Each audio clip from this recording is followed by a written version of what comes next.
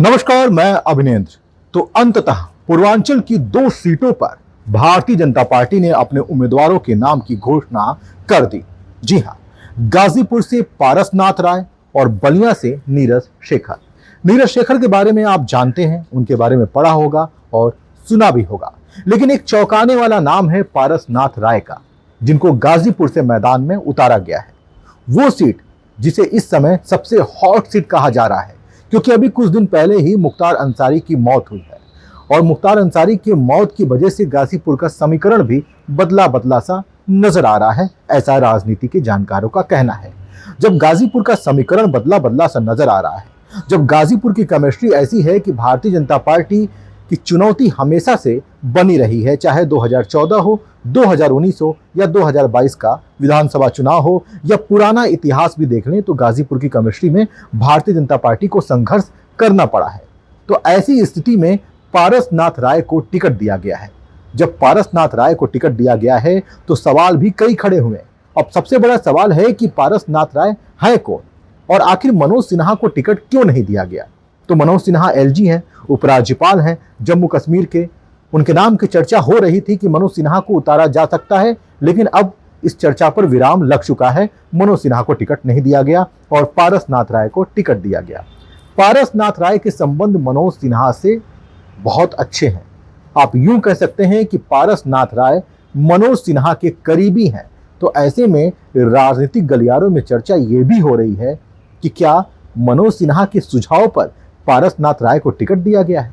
जी हां, पारसनाथ राय गाजीपुर में एक सिखड़ी नाम की जगह है, वहां पर पंडित मदन मोहन मालवीय महाविद्यालय है, उसके प्रबंधक रह चुके हैं, उसके प्रधानाचार्य भी रह चुके हैं और अब उनके बेटे उस विद्यालय का कार्यभार संभाल रहे हैं।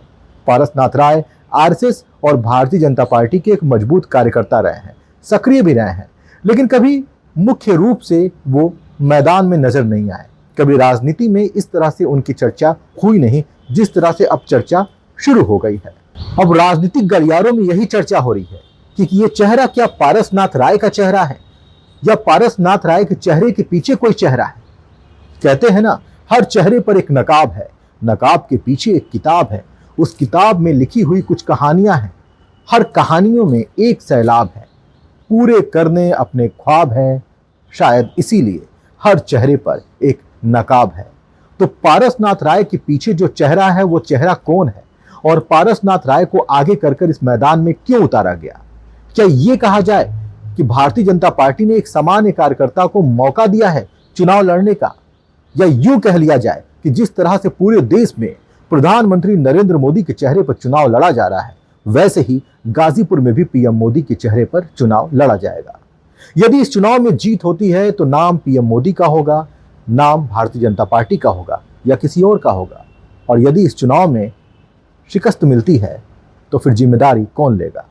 खैर, ये तो बात की चर्चा है कि होगा क्या, लेकिन पहले चर्चा ये है कि इस चुनाव में पारसनाथ राय को उम्मीदवार बना दिया गया है, मैदान में उतार दिया गया है। भारतीय जनता पार्टी ने प्रेस विज्ञप्ति जारी कर दी है, उसमें गाजीपुर से पारसनाथ राय का नाम है। शिक्षा के क्षेत्र से जुड़े हुए हैं, मनोज सिन्हा के बेहद करीबी माने जाते हैं, भारतीय जनता पार्टी के कार्यकर्ता हैं। इनके एक पुत्र हैं आशुतोष राय, वो भी भारतीय जनता पार्टी युवा मोर्चा के कार्यकर्ता हैं और किसी पद पर भी हैं। अभी इसकी जानकारी स्पष्ट रूप से हमारे पास नहीं आई है।